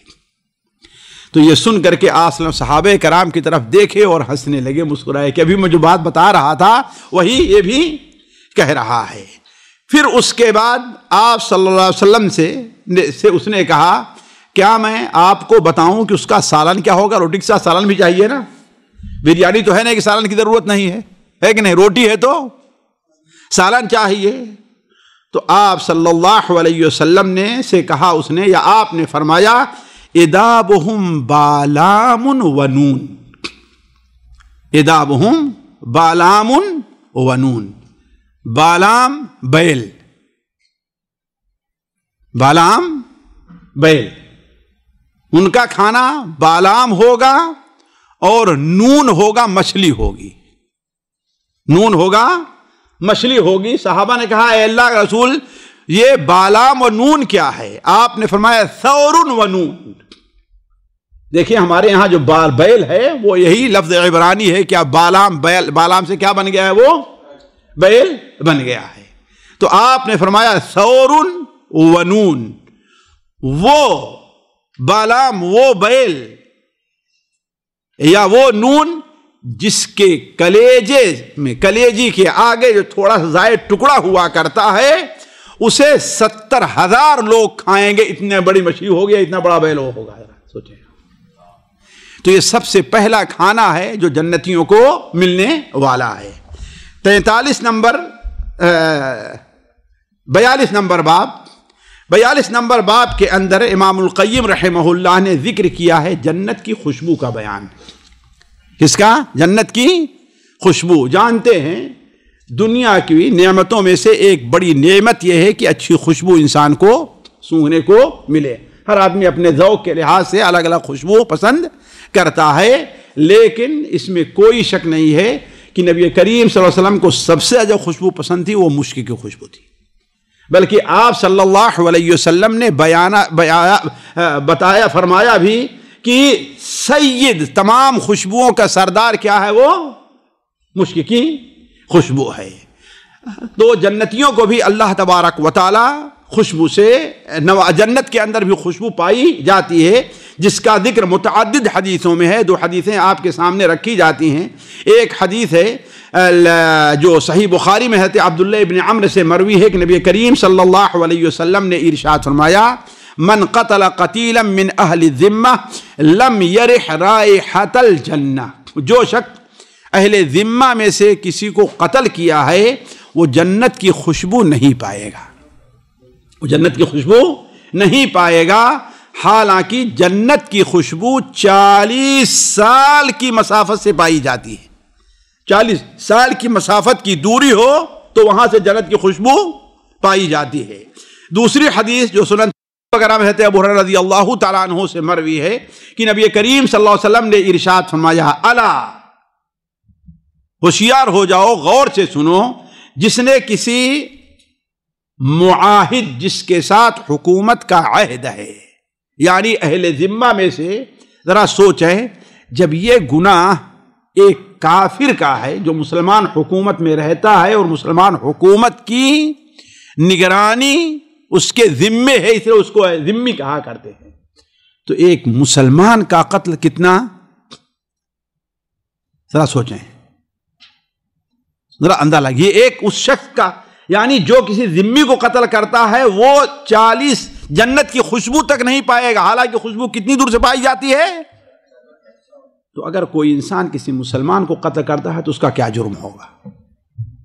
قرآن مجید میں جو دھمکی اللہ تبارک و تعالی نے قتل مسلم کی دی ہے، وہ دھمکی اللہ نے شرک کے علاوہ کسی اور چیز کی نہیں دی ہے۔ من قتل مؤمنا متعمدا فجزاؤه جہنم خالدا فيها ولعنه اللہ وغضب علیہ، اللہ کی لعنت ہو، اللہ کے غضب ہو، اور اس کے اللہ تعالی عذاب مہینہ، دردناک نہیں بلکہ ذلت آمیز اللہ نے اس کے لیے عذاب تیار کر رکھا ہے۔ تو اللہ کے رسول صلی اللہ علیہ وسلم نے ارشاد فرمایا، جو دوسری حدیث ہے، کہ جو کسی معاہد جسے اللہ کا اور اللہ کے رسول کا ذمہ ہے اس کو قتل کرتا ہے تو گویا کہ اس نے اللہ تبارک و تعالیٰ کے ذمے کو توڑ دیا ہے، لہذا فلا یرح رائحۃ الجنہ، وہ جنت کی خوشبو بھی نہیں پائے گا، حالانکہ جنت کی خوشبو کتنی دور سے پائی جاتی ہے؟ اس میں ہے کہ 70 سال کی، پہلی حدیث میں کتنا تھا؟ 40۔ یہ بات واضح کر دوں کہ اس قسم کی جتنی حدیثیں ہیں ان میں باہم تعارض نہیں سمجھنا چاہیے، اس کو دو اعتبار سے سمجھنا چاہیے۔ ایک اعتبار سے تو یہ کہ مراد کثرت ہے نہ کہ عدد ہے۔ امام نووی وغیرہ زیادہ اس طرف گئے ہیں کہ مراد کیا ہے؟ وہ کثرت ہے، نہ کہ جیسے آپ کہتے ہیں کہ ارے میں 100 بار تم سے بات کر چکا ہوں، کیا مطلب 100 بار بات کیے رہتے ہیں؟ جی کثرت ہے نا؟ میں 10 بار تمہیں ٹیلی فون کر چکا، حالانکہ ہوتا ہے 4 بار 5 بار 6 بار 7 بار کیا ہو، یعنی عرف میں جو چیز زیادہ اسے کیا ہے اس طرح عدد سے بیان کرتے ہیں۔ تو ایک وجہ تو یہ ہے کہ ہو سکتا ہے ان حدیثوں کا مقصد کیا ہو؟ جی حدیثوں کا مقصد کثرت ہو، اور دوسرا معنی یہ ہو سکتا ہے کہ عہد افراد کے لحاظ سے یہ فرق کیا جائے۔ پہلی حدیث میں ہے کہ اہل ذمہ کو، اہل ذمہ یہ کسی عام حاکم کا ہو یا اس کے لیے کوئی وجہ جواز، یعنی وجہ قتل جواز نہیں لیکن وجہ قتل بن رہی ہو، اور دوسری بعد والی حدیث ہے گویا اللہ کے رسول کا اور اللہ کا نام لے کر کے ان سے عہد کیا گیا۔ ایک تو ہے ٹھیک ہے میں تمہاری حفاظت کی ذمہ داری لیتا ہوں، اور ایک یہ ہے کہ میں اللہ اور اس کے رسول کا واسطہ دے کر کہتا ہوں کہ میں تمہاری ذمہ، دونوں فرق ہے نا؟ تو ہو سکتا ہے کہ یہ افراد اور کیفیات جو ہے اس کے فرق کے لحاظ سے یہ فرق ہو۔ امام القیم رحمہ اللہ نے یہاں پر ایک بات کہی ہے کہ جنت کی جو خوشبو ہے وہ 2 قسم کی ہے۔ جنت کی خوشبو 2 قسم کی ہے۔ ایک خوشبو تو وہ ہے کہ روحیں بسا اوقات اس کو محسوس کرتی ہیں لیکن عبارت میں اسے بیان نہیں کیا جا سکتا۔ اسی لیے بعض اہل علم نے، بعض بزرگوں نے کہا ہے کہ بسا اوقات میرے دل کی وہ کیفیت ہوتی ہے کہ اگر یہی کیفیت اہل جنت کی ہے تو بہت نعمتوں کے اندر وہ موجود ہے، لیکن یہ ایسی کیفیت اسے بیان نہیں کیا جا سکتا۔ انسان کے انبساط، اللہ کی طرف توجہ، بعض اوقات یہ ہوا کرتا ہے۔ اسی لیے وہ حدیث کو امام ابن ابی شیبہ رحمہ اللہ اپنی کتاب الایمان میں نقل کرتے ہیں کہ اللہ کے رسول صلی اللہ علیہ وسلم، ایک صحابی ہمارے خیال سے حارثہ ہیں، ان سے پوچھتے ہیں کیف اصبحت یا حارثہ، اے حارثہ تمہاری صبح کیسی ہوئی؟ کہا اے اللہ کے رسول صلی اللہ علیہ وسلم میری صبح تو اس حال میں ہوئی ہے کہ میں دنیا سے گویا منقطع ہو چکا ہوں، آخرت کے اندر ہے، قیامت قائم ہے، اللہ تبارک و تعالی عرش کے اوپر اپنا جلوہ افروز ہے، کچھ لوگ جنتی ہیں جنہیں جنت کی طرف جانے کا پروانہ دیا جا رہا ہے، جنہیں جہنم کی طرف ہکایا جا رہا ہے، گویا کہ اللہ کے عرش کو میں دیکھ رہا ہوں۔ آپ نے فرمایا کیا کہہ رہے ہو، ذرا سوچ لو۔ کہا اے اللہ کے رسول میری یہی کیفیت ہے۔ کہا تم ایمان کی حقیقت کو پہنچ چکے ہو، فلزم، اسی کو لازم پکڑو، اسی پر ثابت قدم رہ جاؤ۔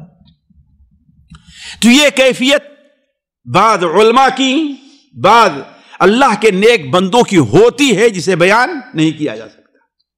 حضرت سعد بن الربیع نے غزوہ احد کے موقع پر کہا تھا نا کہ مجھے جنت کی خوشبو احد کے اس پر محسوس ہو رہی ہے۔ جب بالاکوٹ کا حادثہ پیش آیا، گورکھپور کے ایک بزرگ تھے، شاید ان کا نام اسحاق تھا، ان کے تذکرے میں لکھا ہوا ہے، جماعت المجاہدین اٹھا کر کے دیکھیے، تذکرے میں لکھا ہوا ہے کہ جب سکھوں کا ان کے اوپر حملہ ہونے لگا ادھر سے، تو وہ ہانڈی میں کھیر پکا رہے تھے، اس لیے کہ مجاہد ایسا ہو تو کچھ کھا لے، اس لیے کہ پتہ نہیں کتنی دیر تک مارکا چلے، کچھ کھانے کو ملے یا نہ ملے۔ تو جلدی سے امیر فوج نے حکم دیا کہ جلدی سے کچھ کھا کر کے تیار ہو جاؤ۔ ابھی تیار نہیں ہو پائے تھے کہ دیکھے اوپر سے ان کا لشکر آ رہا ہے۔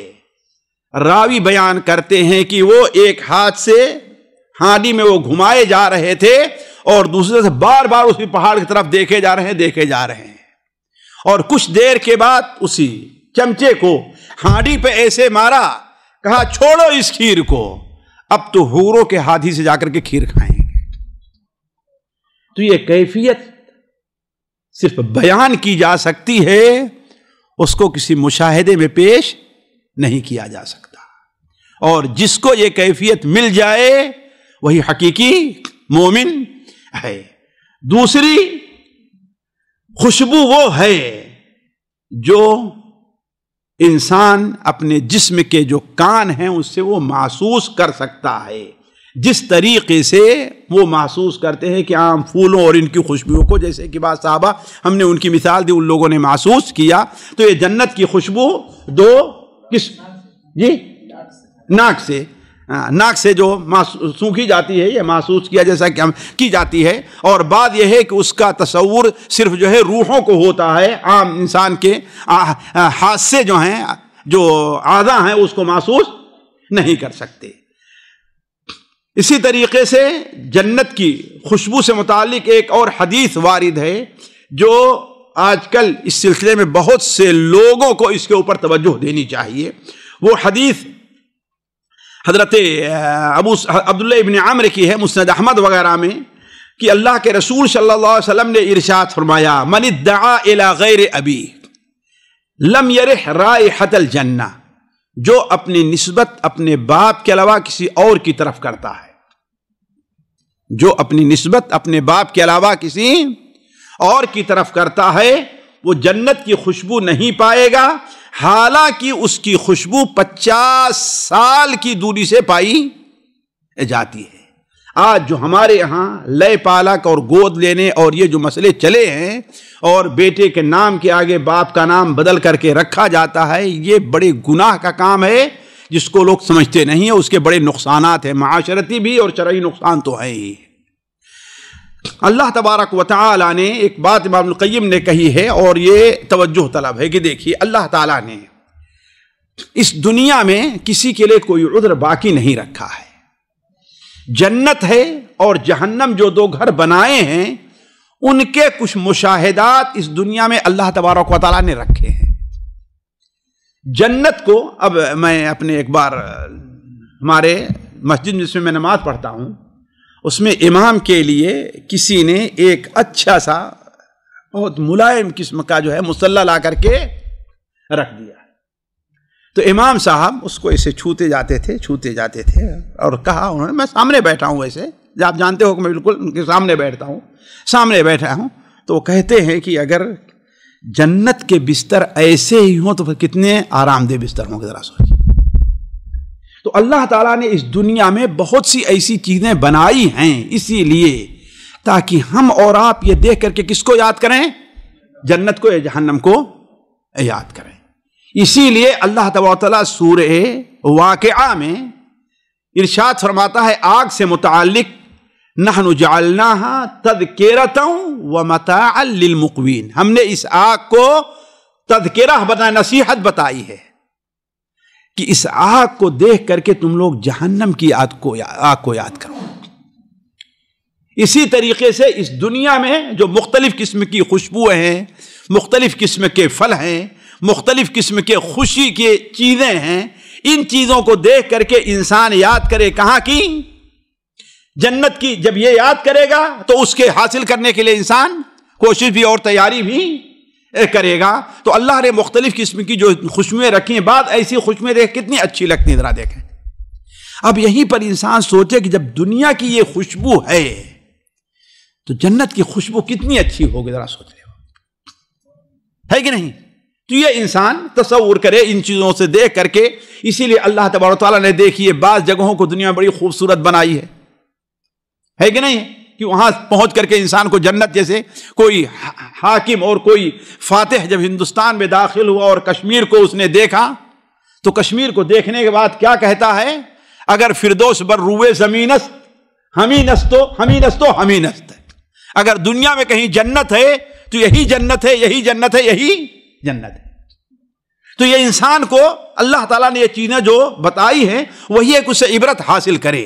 اچھی چیزیں ہیں، خوشی کی ہے، آرام کی ہیں، تو ان کو دیکھ کر کے انسان جنت، اور جب یہ دیکھے گا تو سوچے گا کہ اس دنیا میں انسان جتنا آرام پسند ہوگا اور جتنا آرام حاصل کر لے گا گویا آخرت سے اس کا حصہ اتنا کٹتا جائے گا.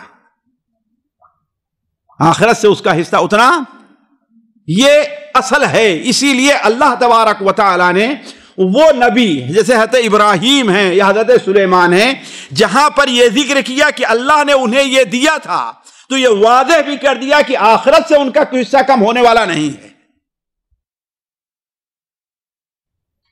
وَآتَيْنَاهُ فِي الدُّنْيَا حَسَنَةً وَإِنَّهُ فِي الْآخِرَةِ لَمِنَ الصَّالِحِينَ. دنیا میں ہمیں انہیں حسنہ عطا کیا ہے، اس کا مطلب نہیں کہ آخرت میں ان کا حصہ کم ہو گیا. وَإِنَّهُ فِي الْآخِرَةِ لَمِنَ الصَّالِحِينَ. تو یہ چیزیں ہمارے لیے یا لوگ اور تمام لوگوں کے لیے باعث عبرت ہونی چاہیے. دنیا کی اچھی چیزیں ہیں، خوشبو کی شکل میں، پھل کی شکل میں، لذت کی شکل میں، بستر کی شکل میں، بیوی بچوں کی شکل میں، یہ تمام شکلوں میں اگر ہے تو ان کو دیکھ کر کے کیا اس کو یاد کرنا چاہیے؟ جنت اور جنت کی نعمتوں کو.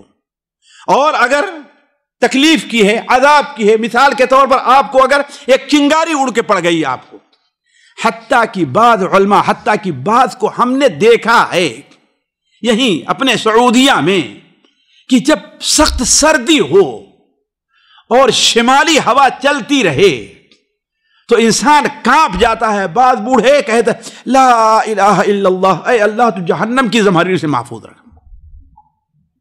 اسے دلا کر کے اللہ تعالیٰ بھیج کر کے ہمیں یاد دلاتا ہے کہ یہ دنیا کی چیز ہے، جب اسے تم برداشت نہیں کرو گے تو آخرت کی چیز کو کیسے تم برداشت کر لو گے. 43واں باب فی الاذان الذی یؤذن به مؤذن الجنت فیہ. وہ اذان، وہ ندا، وہ پکار جو جنت کا مؤذن جنت میں پکارنے والا جنت میں پکارے گا. وہ ندا کیا ہوگی اس کا ذکر اس باب کے اندر ہے. حضرت ابو ہریرہ رضی اللہ تعالی عنہ سے مروی ہے اور یہ حدیث صحیح مسلم کے اندر ہے کہ اللہ کے نبی صلی اللہ علیہ وسلم نے ارشاد فرمایا ینادی منادن، قیامت کے دن جنت میں جب جنتی چلے جائیں گے تو ایک پکارنے والا، ایک ندا دینے والا ندا دے گا کہ ان لکم ان تصیحوا فلا تسقموا ابدا، اب تمہارے لیے یہ چیز مقرر ہو چکی ہے کہ تم صحت یاب ہی رہو گے، کبھی بیمار نہیں ہوگے، تم زندہ ہی رہو گے، تمہارے اوپر کبھی موت طاری نہیں ہوگی۔ وَإِنَّ لَكُمْ أَن تَشُبُّوا فَلَا تَحْرِمُوا أَبَدًا، اب تم ہمیشہ جوان رہو گے، کبھی بوڑھے نہیں ہوگے، اور اس سے بڑھ کر کے اب تمہیں ہمیشہ نعمتیں ہی ملیں گی، کبھی تمہارے اوپر بوس، پریشانی اور مصائب کا تمہیں سامنا نہیں کرنا پڑے گا۔ اور یہی ہے اللہ تبارک و تعالیٰ کا فرمان وَنُودُوا أَن تِلْكُمُ الْجَنَّةُ أُورِثْتُمُوهَا بِمَا كُنتُمْ تَعْمَلُونَ، اور انہیں ندا دیا جائے گا، انہیں پکارا جائے گا، ندا دی جائے گی کیا؟ ان تلکم الجنہ، یہ وہ جنتیں ہیں جن کے تم وارث اس عوض بنے ہو کہ دنیا میں جو تم نیک عمل، اس سبب بنے ہو کہ دنیا میں تم نیک عمل کرتے رہے۔ اسی طریقے سے صہیب رومی رضی اللہ عنہ کی حدیث ہے، وہ بھی صحیح مسلم میں ہے کہ نبی کریم صلی اللہ علیہ وسلم نے ارشاد فرمایا جب جنتی جنت میں چلے جائیں گے اور جہنمی جہنم میں چلے جائیں گے تو نادا منادن، ایک پکارنے والا پکارے گا یا اہل الجنہ ان لکم عند اللہ موعدا، اے جنتیو اللہ تبارک و تعالیٰ تمہیں اور کچھ نوازنا چاہتا ہے، ایک وقت متعین ہے، ایک موعد ہے، وہاں پر سب کی حاضری ہے، اللہ تعالیٰ تمہیں اور کچھ نوازنا چاہتا ہے۔ تو کہیں گے کہ اب کس چیز کی ضرورت ہے؟ آیا اللہ تبارک و تعالیٰ نے ہمارے چہروں کو روشن نہیں کر دیا؟ اللہ تعالیٰ نے ہمیں جنت میں داخل نہیں کر دیا؟ اللہ تعالیٰ نے ہمارے میزان کو بھاری نہیں کر دیا؟ اللہ نے ہمیں جہنم سے نجات نہیں دے دیا؟ اب ہمیں کس چیز کی ضرورت ہے؟ تو یہی باتیں کر رہے ہوں گے کہ اللہ تبارک و تعالی اپنے اور ان کے درمیان جو حجاب ہے اس کو ہٹا دے گا، اپنے ان کے جو حجاب ہے اللہ تعالیٰ ان کو ہٹا دے گا۔ تو جب اللہ رب العالمین کے وجہ ذوالجلال کی طرف ان کی نظر ہوگی، اسے دیکھیں گے تو کہیں گے اللہ کی قسم، اس سے بہتر اور محبوب چیز تو آج تک اللہ نے ہمیں کبھی دیا ہی نہیں ہے۔ اسی لیے قرآن مجید میں ہے للذین احسنوا الحسنی وزیادہ، للذین احسنوا الحسنی وزیادہ، جن لوگوں نے نیکی کی ہے انہیں جنت ملے گی، وزیادہ، اور اس پر زیادہ ایک اور چیز بھی ہے، اس پر زیادہ ایک اور چیز بھی ہے۔ وہ زیادہ کیا ہے؟ اللہ تبارک و تعالیٰ کے وجہ ذوالجلال کی طرف دیکھنا ہے۔ حضرت ابو سعید خدری رضی اللہ تعالیٰ عنہ سے ایک روایت مروی ہے صحیح بخاری اور مسلم میں کہ اللہ کے رسول صلی اللہ علیہ وسلم نے ارشاد فرمایا اللہ تبارک و تعالیٰ جنتیوں سے کہے گا اے جنتیوں، تو جواب دیں گے لبیک ربنا وسعدیک، اے ہمارے رب حاضر ہیں، ہم بار بار حاضر ہیں اور ہماری سعادت ہے کہ ہم آپ کی باتوں کا جواب دیں۔ فیقول، تو اللہ تعالیٰ فرمائے گا حل رضیتم، تم خوش ہو، راضی ہو گئے، اور کچھ تو چاہیے؟ تو کہیں گے اے اللہ تبارک و تعالیٰ اگر ہم کیوں ناراضی ہوں، آپ نے تو ہمیں وہ چیز عطا کی ہے کہ اپنی کسی مخلوق کو نہیں دی ہے، آپ نے ہمیں وہ چیزیں عطا فرمائی کسی مخلوق کو نہیں دی ہے۔ تو اللہ تبارک تعالیٰ فرمائے گا کہ اس سے بھی افضل ایک چیز میں تم کو دینے والا ہوں، اس سے بھی افضل ایک چیز میں تم کو دینے والا ہوں۔ تو کہیں گے کہ ربنا وَأَيُّ شَيْءٍ أَفْضَلُ مِن ذَلِكَ، اسی لیے کہا گیا ہے جنت میں کہ ما لا عین رأت ولا اذن سمعت ولا خطر علی قلب بشر، جسے نہ آنکھوں نے دیکھا، نہ کانوں نے سنا، اور نہ ہی کسی کے دل میں وہ چیز۔ تو کہیں گے اب اس سے بہتر کیا چیز ہم کو ملنے والی ہے؟ تو آپ اللہ تعالیٰ فرمائے گا کہ اب میری رضا تمہارے اوپر واجب ہو گئی ہے، اب میں تم سے کبھی بھی ناراض نہیں ہوں گا، میں تم پر کبھی بھی ناراض نہیں ہوں گا. اب ناراضی کا خوف ختم ہو چکا ہے. لا خوف، اب یہاں پر کوئی خوف نہیں ہے. صحیح بخاری اور صحیح مسلم میں ایک حدیث حضرت عبداللہ ابن عمر رضی اللہ تعالیٰ عنہ سے مروی ہے کہ نبی کریم صلی اللہ علیہ وسلم نے ارشاد فرمایا، جب جنتی جنت میں داخل ہو جائیں گے اور جہنمی جہنم میں داخل ہو جائیں گے تو ایک اذان دینے والا، ایک ندا دینے والا ان دونوں کے درمیان، جنتیوں اور جہنمیوں، جنت اور جہنم، کھڑا ہو کر کہے گا یا اہل الجنہ لا موت، اے جنتیوں اب موت نہیں ہے، اور اے جہنمیوں اب موت نہیں ہے. کل خالد فیما ہوا فی، ہر ایک اسی میں رہے گا جس میں اسے رکھ دیا گیا ہے. تو یہ چند حدیثیں امام القیم رحمہ اللہ ذکر ہے جس سے پتا چلا کہ اللہ تعالیٰ کی طرف سے کئی ایک ندا دی جائے گی. ایک ندا تو اللہ تبارک و تعالی سب سے پہلے جو دلائے گا وہ یہ ہے کہ ہاں بھائی اے جنتیوں، یہاں پر اب نہیں بیماری نہیں آئے گی، یہاں اب تمہیں موت نہیں آئے گی، یہاں تمہارے اوپر بڑھاپا نہیں آئے گا. دوسری ندا اللہ تبارک و تعالی پہلے فرشتوں کے ذریعے دلوائے گا کہ ہاں اللہ تعالیٰ نے ایک وقت متعین کیا ہے، موعد، ایک یعنی وقت ہے کہ اس وقت میں اللہ تعالیٰ تمہیں ایک ایسی چیز سے نوازے گا جو اب تک دیا نہیں ہے. وہ کہیں گا مجھے کس چیز کی ضرورت ہے، تو وہ صورت کیا ہوگی کہ اللہ تبارک و تعالیٰ اپنا دیدار کرائے گا. تیسری ندا اس وقت ہوگی کہ اللہ تبارک و تعالی بندوں سے خود مخاطب ہوگا، بندوں سے خود مخاطب ہوگا اور کہے گا کہ دیکھو ہم نے تمہیں جو دیا ہے اس پر تم راضی ہو، لیکن ایک ایسی چیز اور عطا کرنے والا ہوں جو اس سے پہلے نہیں عطا کی گئی. تو کہیں گے وہ کیا چیز ہے؟ تو اللہ تعالیٰ فرمائے گا کہ اب میں تم سے راضی ہی رہوں گا، کبھی تم سے ناراض نہیں ہوں گا. اور چوتھی ندا، یہ ہمارے خیال سے آخری ندا ہوگی، یہ اس وقت جب وہ مسلمان جو جنتی ہیں اصل میں لیکن اپنے گناہوں کے عوض کہاں چلے گئے ہیں، وہ جہنم میں چلے گئے ہیں، جب ان میں سے شفاعت کے بعد ہر ایک کو نکال کر کے جنت میں رکھ دیا جائے گا، اور جہنم میں وہی لوگ رہیں گے جن کے اوپر جہنم میں ہمیشہ رہنا مقدر ہوگا. تو جب یہ کیفیت پیدا ہو جائے گی تب اللہ تبارک و تعالیٰ کی طرف سے ندا دینے والا ندا دے گا کہ اے جنتیوں اب تم جنت میں ہمیشہ ہمیشہ رہو گے، اور اے جہنمیوں تم جہنم میں ہمیشہ ہمیشہ، ہر ایک اپنی حالت پر باقی رہے گا. یہ چند ندا ہیں یا چند آواز ہیں جو قیامت کے دن اللہ تبارک و تعالیٰ کی طرف سے دی جائے گی، یا خود اللہ تبارک و تعالیٰ اپنے بندوں کو مخاطب کرے گا. آگے کباب امام القیم رحمہ اللہ نے شیخ چلتے رہیں 10 منٹ میں 44واں باب، جنت کے درخت، جنت کے باغات اور جنت کے سائے.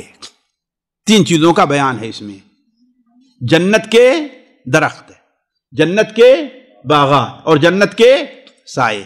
اللہ تبارک و تعالی جنت کی صفت بیان کرتے ہوئے سورہ واقعہ میں بیان فرماتا ہے وَأَصْحَابُ الْيَمِينِ مَا أَصْحَابُ الْيَمِينِ فِي سِدْرٍ مَّخْضُودٍ وَطَلْحٍ مَّمْضُودٍ وَظِلٍّ مَّمْدُودٍ وَمَاءٍ مَّسْكُوبٍ وَفَاكِهَةٍ كَثِيرَةٍ لَّا مَقْطُوعَةٍ وَلَا مَمْنُوعَةٍ. اصحاب الیمین، دائیں ہاتھ والے، اور دائیں ہاتھ والوں کا کیا کہنا ہے؟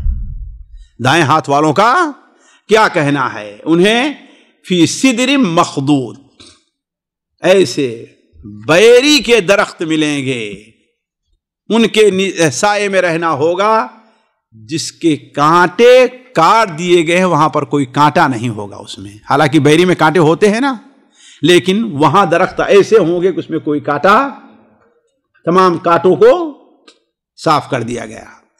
وَطَلْحٍ مَّمْضُودٍ، اور تہبتے گچھے دار جو ہے وہ کیلے کے درخت ہوں گے.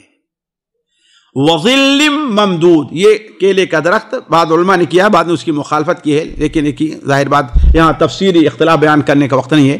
وَظِلٍّ مَّمْدُودٍ، اور ایسا سایہ ہے جو ممدود، بہت بڑا سایہ ہے. ظل کے ساتھ ممدود کا استعمال، اس کا مطلب یہ ہے کہ دنیا میں ہم اور آپ جن سایوں کو تصور کرتے ہیں وہ سایہ نہیں ہے، ورنہ سایہ کہہ دینا کافی تھا. لیکن ظل ممدود، ایک لمبا سایہ، اس کا مطلب ہے کہ وہ کچھ اور ہی قسم کا سایہ ہوگا. وماء مسکوب، اور بہتا ہوا پانی ہے.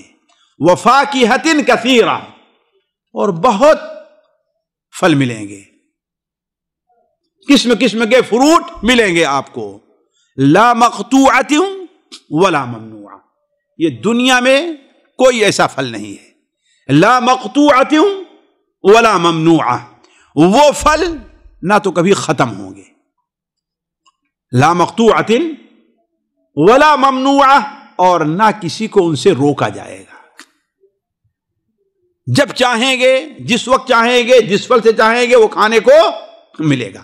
سورہ الرحمن میں اللہ تعالیٰ ارشاد فرمایا ذواتا افنان، وہاں پر ایسے درخت ہیں جن کی ڈالیاں ہوں گی، جو ڈالیوں والے ہوں گے.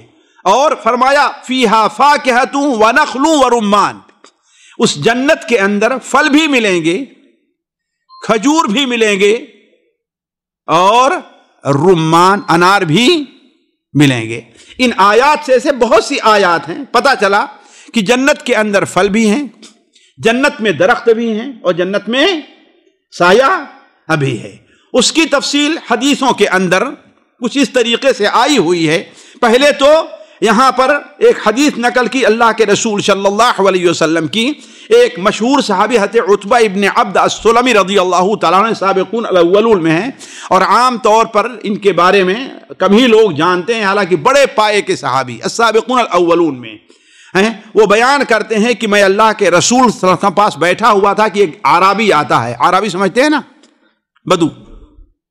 ہمارے ہاں ترجمہ دیہاتی کہتے ہیں. دیہاتی اور بدو میں بہت زمین آسمان کا فرق ہے. دیہاتی جو لوگ ہوتے ہیں ان کا اپنا گھر ہوتا ہے، مکان ہوتا ہے، سب کچھ ہوتا ہے. اور بدو جو ہوتے ہیں ان کا کوئی گھر نہیں ہوتا، ان کا کوئی گاؤں، ان کا کوئی شہر نہیں ہوتا. ہمارے ہاں دیہاتی جو ہیں وہ آج 100 سال سے اسی دیہات کے اندر ہیں، ہے کہ نہیں؟ ہم اسی دیہات میں آج جو ہے 50-60 سال سے.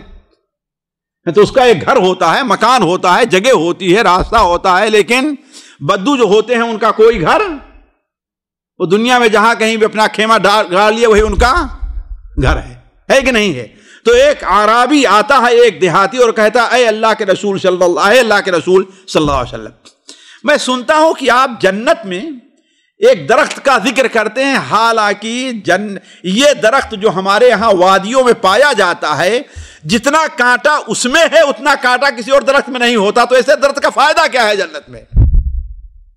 سمجھے سوال؟ بدو کہتا ہے کہ آپ جو ہے ایک درخت بیان کرتے ہیں، جنت میں درخت پایا جائے گا، حالانکہ ہم جانتے ہیں کہ وہ ایسا درخت ہے ہمارے یہاں وادی میں ہوتا ہے کہ اتنا کانٹا کسی اور درخت میں ہوتا ہی نہیں ہے. تو ایسے درخت کو جنت میں رکھنے کا فائدہ کیا ہے؟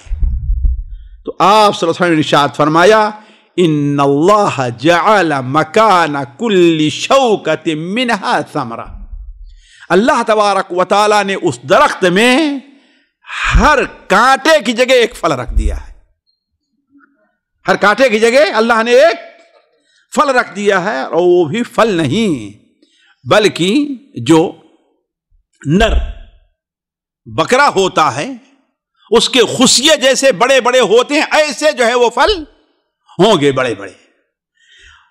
اور اس ایک پھل کے اندر 70 لونا من الطعام، 70 قسم کا کھانے کا مزہ پایا جائے گا اس ایک پھل کے اندر. ایک قسم کا ایک مزہ دوسرے مزے سے کیا ہے کہ بالکل مختلف ہوگا. تو اس کا اشارہ تھا کہ وہ طلح ممدود. طلح اصل میں کیا ہے؟ بہت سے علماء نے وہ اس کی تفسیر کیلے سے کی ہے، لیکن یہاں طلح کا جو درخت پایا جاتا ہے، کہا جاتا ہے وہ وادیوں کے اندر رہتا ہے، اور اس کے بہت کانٹے پائے جاتے ہیں کہ اس کے قریب آنا، صرف اونٹ ایسا جانور ہے وہ اس کو کھا لیتا ہے، اس لیے کہ اس کے جبڑے میں اللہ تعالیٰ نے یہ صلاحیت رکھی ہے. اسی طریقے سے ساتھیوں صحیحین میں حضرت ابو ہریرہ رضی اللہ تعالیٰ کی ایک روایت ہے کہ اللہ کے رسول نے ارشاد فرمایا ان فی الجنت شجرہ، جنت میں ایک ایسا درخت ہے جس کے سائے میں ایک سوار 100 سال تک چلے گا اور وہ ختم نہیں ہوگا. اسی لیے اللہ نے کیا فرمایا؟ ظل ممدود. ہم نے کہا تھا کہ ممدود کہنا اس کا مطلب ہے کہ کتنا بڑا وہ سایہ ہوگا. ایک حدیث سنن ترمذی وغیرہ میں حضرت ابو ہریرہ رضی اللہ عنہ مروی ہے کہ اللہ کے رسول صلی اللہ علیہ وسلم نے ارشاد فرمایا اعددت لعبادی الصالحین، ہم نے اپنے نیک بندوں کے لیے وہ کچھ تیار کر رکھا ہے جس کو ان کی آنکھوں نے دیکھا نہیں ہے، ان کے کانوں نے سنا نہیں ہے، اور نہ ہی ان کے دلوں پر ایسا کوئی واردہ اور خیال آیا ہے. اگر چاہتے ہو اس کی دلیل قرآن سے تو پڑھو فَلَا تَعْلَمُ نَفْسٌ مَا أُخْفِيَ لَهُم مِّن قُرَّةِ أَعْيُنٍ. امام القیم رحمہ اللہ یہ واضح کرنا چاہتے ہیں کہ یہ پھل اور یہ سایہ ہم آپ کے سامنے بیان کر رہے ہیں، لیکن یہ ایسے پھل اور سایہ ان کا وہ مزہ ہے کہ جن کو کوئی شخص تصور میں نہیں لا سکتا. ایک بات آپ کے فائدوں کے لیے میں بتا دوں، ہم نے اپنے مذکرے میں یہ بات بڑی تفصیل کے ساتھ کئی صفحات میں رکھا ہے کہ جنت کے جو درخت ہیں ان کی خصوصیت عام درختوں سے کیا ہے.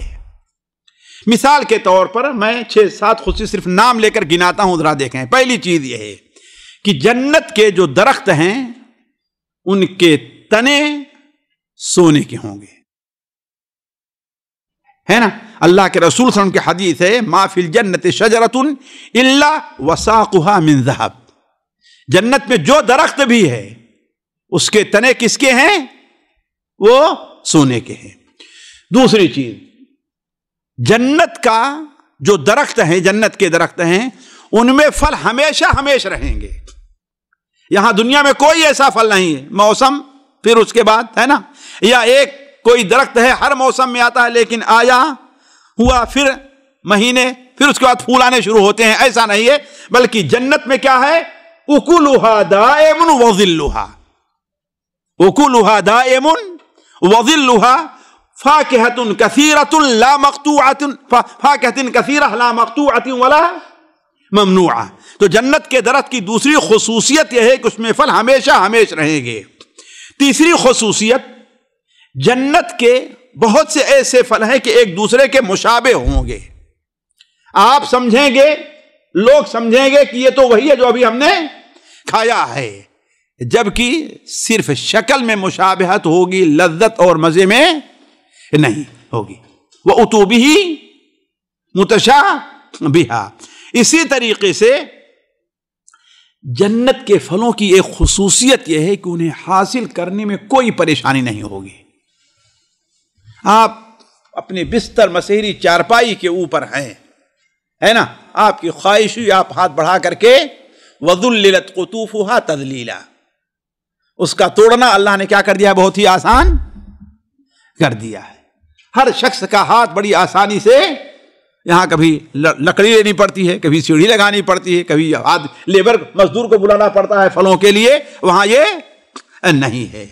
چنانچہ حضرت برا ابن عازب کی روایت ہے کہ جنتی لوگ جنت کے پھلوں کو کھائیں گے قیاما وقعودا ومستجعین. کھڑے ہیں پھر بھی پھل مل گیا، بیٹھے ہیں لیٹے ہیں پھر بھی آسانی سے ان کو پھل مل گیا. پانچویں خصوصیت یہ ہے کہ ان کے پھل بہت بڑے بڑے ہوں گے، یا درخت جو ہوں گے جنت کے وہ کیا ہوں گے؟ بہت بڑے ہوں گے. ابھی جو حدیث ہم نے آپ کے سامنے بیان کے انداز لگائیے کہ اس کے سائے میں 100 سال تک انسان چل رہا ہو سایہ. خاص طور پر ایک درخت جس کو طوبہ کہا گیا ہے وہ درخت تو بہت بڑا ہے. چھٹی ہے کہ ان کے پھل بھی بہت بڑے بڑے ہوں گے. آج یہاں پھل کو بڑا کرنے کے لیے دوائیں ڈالتے ہیں، ہے نا، عجیب. بلکہ آپ لوگ مانیں گے کہ یہ جو کھجور ہے نا، کھجور اگر 3 لگے ہیں تو 2 کو توڑ کے گرا دو، 1 باقی رہے تاکہ وہ بڑا ہو جائے، ہے کہ نہیں؟ جو لوگ اپنا تجارت کرتے ہیں وہ ایسے ہی کرتے ہیں. کھجور اس کے، ہے نا، اس کو تخفیف کہتے ہیں، یعنی جو پھل ہیں ان کو کم کر دو تھوڑا سا. تو یہاں بڑا کرنے کے لیے، اور جتنی بڑی چیز ہوتی اتنی اچھی خوبصورت لگتی ہے کہ نہیں؟ وہی کھجور آپ خریدنے جائیں ایک ہی کھجور ہے، مزہ ایک ہی ہے، لیکن دانے بڑے ہیں تو قیمت اور ہے، دانے چھوٹے ہیں تو قیمت. لیکن جنت میں تمام پھل کیا ہوں گے؟ وہ بڑے ہوں گے. اسی طریقے سے 7ویں خصوصیت جنت کے درختوں کی یہ ہے کہ جنت کے جو درخت ہوں گے اس میں کانٹا نہیں ہوگا، بغیر کانٹے کے ہوں گے۔ اللہ تبارک و تعالیٰ سے دعا ہے کہ اللہ تبارک و تعالیٰ ہمیں ایسے اعمال کی توفیق عطا فرمائے کہ اللہ تعالیٰ ہمیں اور آپ کو جنت کا وارث بنا دے، اللہ تعالیٰ ہمیں اور آپ کو جہنم سے دور رکھے۔ تھوڑی دیر کے لیے وقفہ ہے، پھر اس کے لیے دوسری مجلس شروع ہوتی ہے۔ السلام علیکم ورحمۃ اللہ وبرکاتہ۔ سامعین کرام، ہمارے علمی اور عوامی دروس اور سوال و جواب کی مجلسوں سے آپ خود بھی مستفید ہوں اور اپنے دوست و احباب کے ساتھ بھی شیئر کریں۔ عین ممکن ہے کہ آپ کے شیئر سے کسی کی اصلاح اور آپ کے لیے صدقہ جاریہ بن جائے۔ واٹس ایپ پر اسلامک میسج حاصل کرنے کے لیے نمبر نوٹ فرمائیں: یعقوب عزیز 00966 5089597707۔ واٹس ایپ سوال جو آپ گروپ میں ایڈ ہونے کے لیے نمبر نوٹ فرمائیں: عبدالسلام عمری 00966 502627 نمبر بھیجتے ہوئے نام اور پتہ ضرور لکھیں۔ اسی طرح ہمارے یوٹیوب چینل اسلامی دعویٰ کو ضرور سبسکرائب کریں تاکہ ہماری ہر نئی اور اہم ویڈیو کی اطلاع آپ کو فوری حاصل ہو جائے۔ تمام دروس، مقالات اور سوال و جواب سیریز کے لیے ہماری مشہور ویب سائٹ www.islamidawah.com کا مشاہدہ کرتے رہیں۔ السلام علیکم ورحمۃ اللہ وبرکاتہ۔